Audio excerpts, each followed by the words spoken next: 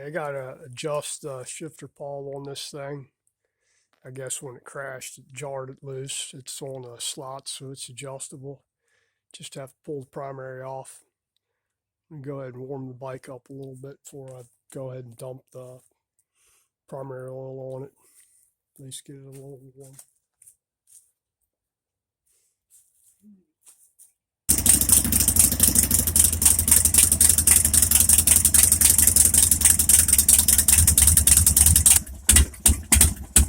Now what you're going to get with this is you'll have a bike that, I'll show you in a minute, the bike that basically this thing was, you go to upshift into first and the second or third or fourth or fifth or whatever, and sometimes it shifts good and sometimes it kind of kick out of gear, which is, if it does it in one gear, that can be a bent shift for it, but if it does it in more than one gear, it's more than likely the shifter falls out, or something else, shift drum.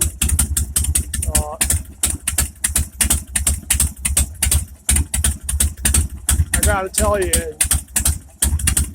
30 years since they came out with this, with 5-speed, or actually over 30 years now, I think I've replaced one shift drum and maybe one shifter fork. And that was a factory defect. That was on a new bike that just never shifted right. And it ended up that they cut the shift drum wrong. And it kind of screwed up that shift fork, but that's neither here nor there. Anyway, basically what you're going to do is, I'll show you in a minute. You put the bike in third gear, make sure it's in third gear, and then you're going to feel the shifter one way or the other. It'll have a little bit of spring tension going up or down. It should have it both ways. If it doesn't have spring pressure one way, I mean, we're talking very minuscule amount of spring pressure, then it's out. This one's obviously out. I can feel it. I'll show you in a couple minutes. It ought to be good for now.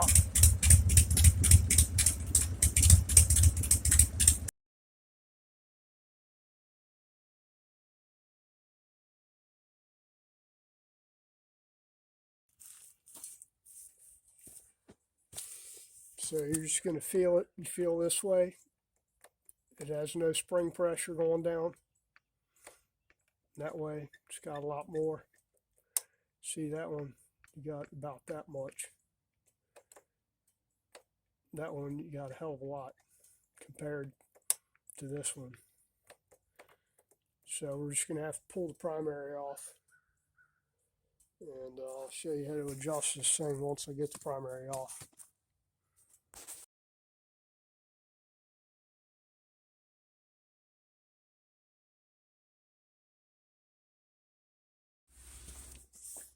Now when you pull your derby cover off there, it helps if you, the 4 screws or 5 screws, this one's got 4, some of them have 5. If you take your T27, stick them in there, and smack it with a hammer a couple of times before you even try and take them loose.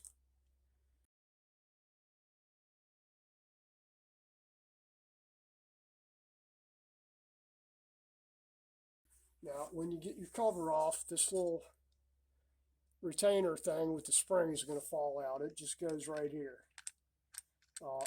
And we're going to adjust this when we're going back together, so don't worry about it.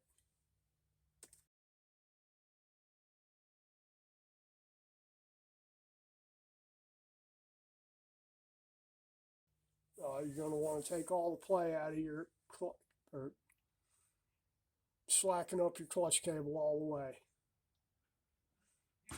because we'll have to pull this out of here,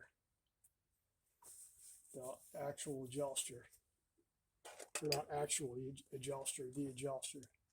Now to do that, you're just going to screw it in using a thin screwdriver until the adjuster actually comes out. And since you're doing this anyway, I've already lubed this clutch cable, but if you haven't, it'd be a good idea to go ahead and lube the clutch cable while you got everything loose. Anyway, you're going to take that off, just stick it in the derby cover. And then this piece here is just going to slide out like that. And you're just going to disconnect it.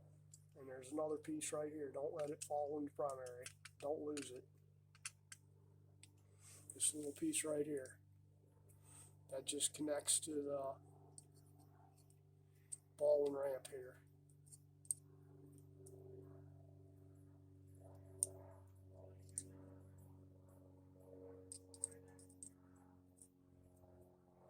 It's kind of on a little slot where it goes in there.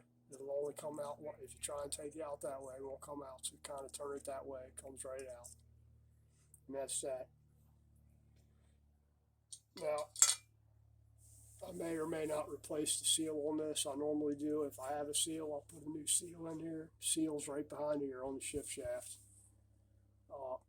Putting those seals on, if you take a little plastic, like cellophane or something to stick over the shaft, just a little small piece, before you grease the seal up and slide it over that. And if I remember correctly, a deep well 5/8 socket works perfect at driving that seal in all the way. Or you can just knock it in. I like doing it with the cellophane method, actually putting the seal in after everything's together. Just so you know you're not tearing the damn spring out of the seal when you put it back together.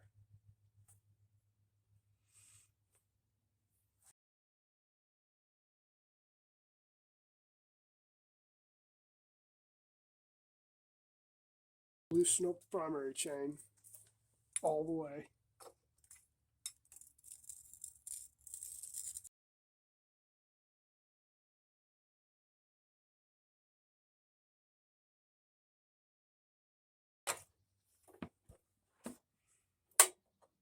We need a new damn kickstand.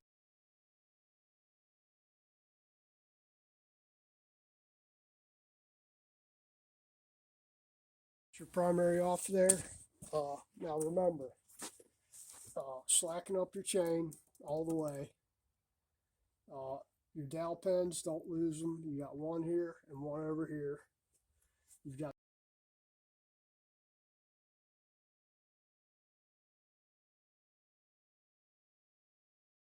two really long screws that are 5/16 that go down here. They're a 1/4 inch Allen head, but they're actually 5/16 18 bolts. All the rest of them are 1/4 20s, and you got different lengths on those. You've got two really long ones that go where the dowel pins go, and then the shortest two are these two right here at the top of the primary. Those are the shortest ones out of the bunch. All the rest of them are the same length. All right.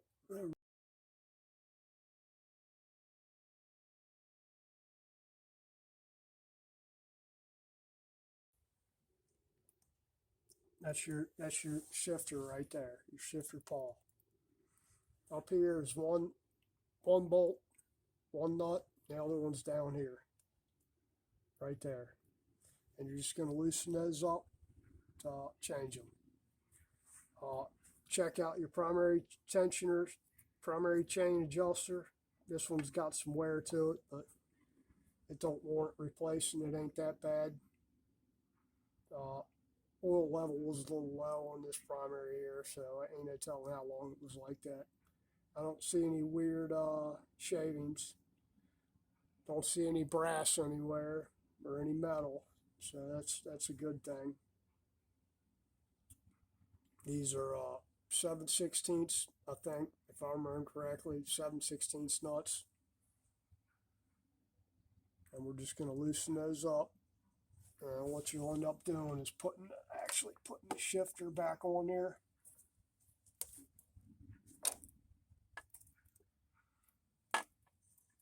If I can get it. See.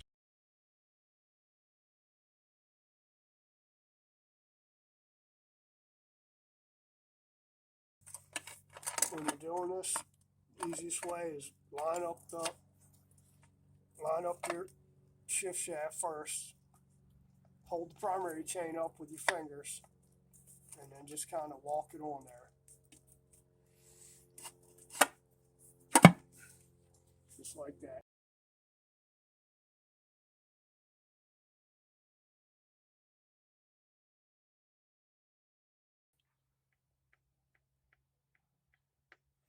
You want that to be equal the other way, which it's not quite, so we need to move it slightly more. And what happens is if you got it biased one way, it'll shift, but it's not going to shift as good as it could. You want it equal. So if I don't know how to explain this, like most bikes you want equal. You can bias it towards the upshift or bias it towards the downshift, depending on the rider. I've done it like that before.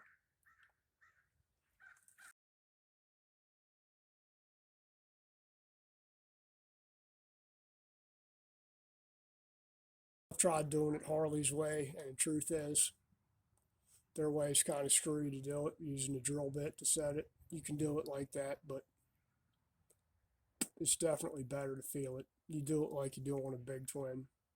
Bigtwin, it's the same thing. It's exact different execution, but same idea.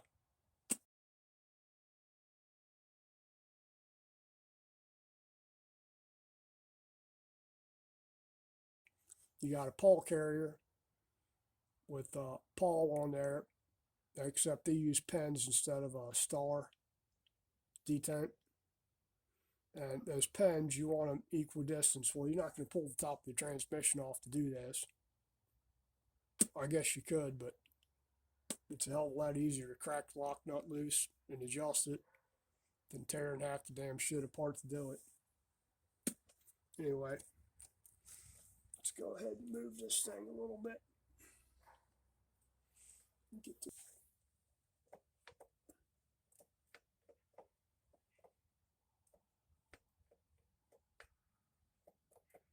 it's getting dark out here now, and I'm still off a little bit. In fact, I'm probably back where I was originally, so I'm going to have to wait till there's some light out here to do this.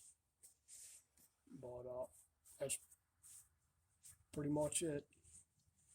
I'll show you what it's supposed to be when I get it all back together. That's the process, though. So we'll see. Now we're going back together with this thing. Got it adjusted up where I want it. Now when you're bolting this primary down, remember you got basically 3 different size bolts to go in here. Your smaller 1/4 inch, 1/4 20 bolts go on the outside here. You're going to have 2 of them that are long. That's this one right here, and this one back here where it goes through the dowel pins. Those take the longest bolts, and then these 2 right here take long ones. And your 5/16 bolts go on the bottom down here.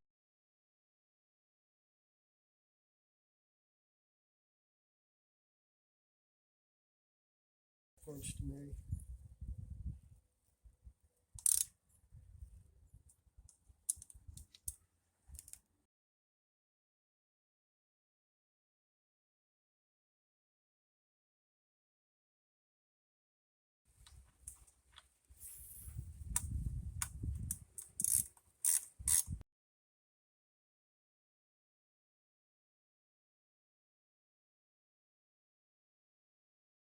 Away. You got about equal, and that's it as far as that adjustment goes.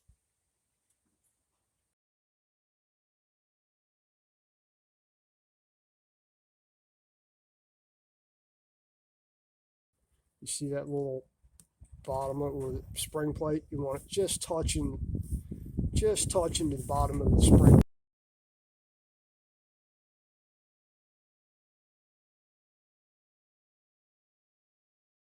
Right there. I mean, just barely touching it.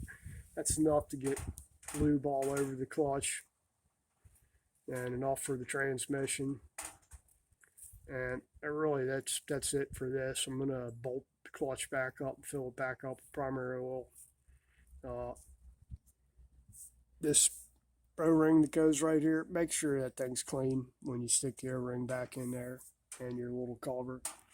And these O-rings on the square ring on the primary here, this one wasn't leaking and it's in good shape, so I'm not digging through my stuff to find another one. Typically they'll want to fall out when you go to put a new one on it. This one, somebody had done the right thing and put little dabs of silicone in there and then press the ring in to hold it, and that works good. Because a lot of times if you just try and, it's got little indents in here that are supposed to hold it in, but they never do, especially if you're using an aftermarket O-ring out of a kit. They almost never seem like they fit perfectly. So a little dab of silicone to hold it in there. And really that's about it. It's, oh shit, sun's coming back out now. I hate when it does that, when it rains a little bit for a couple of seconds and then sun comes out. What we used to say when we were, and I can still hear rain hitting the tin of the shed here. What we used to say when we were kids, when it's raining and the sun's shining, that means the devil's beating his wife. Some crazy thing like that. But that's about it for this one. I guess I'll probably ride it maybe this weekend. We'll find out. I need to get the boy out riding it some more so he can go get his damn license. And as soon as I ride this thing, it should shift a lot better now with the shifter pawls right on. And it's really starting to rain now. So anyway, if you like my content, please like, share, subscribe, all that jazz. Have a great day.